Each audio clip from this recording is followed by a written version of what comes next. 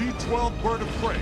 They were retired from service because of defective plasma coils. Plasma coils? Is there any way we can use that to our advantage? I do not see how. The plasma coil is part of their cloaking device.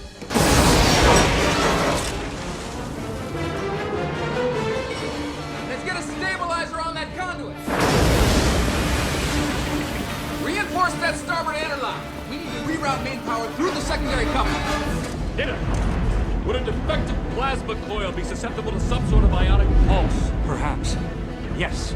Yes. If we sent a low-level ionic pulse, it might reset the coil and trigger the cloaking device. Excellent idea, sir. As their cloak begins to engage, their shields will drop. They'll have 2 seconds of vulnerability, Mr. Data. Lock on the plasma coil. No problem. Our shields are holding. Fire at will. Mr. Worf, prepare a spread of photon torpedoes. We have to hit them the instant they begin to cloak. I see. We get one shot at this.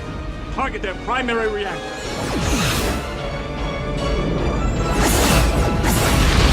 I have accessed their core frequency. Initiating ionic pulse. Make it quick!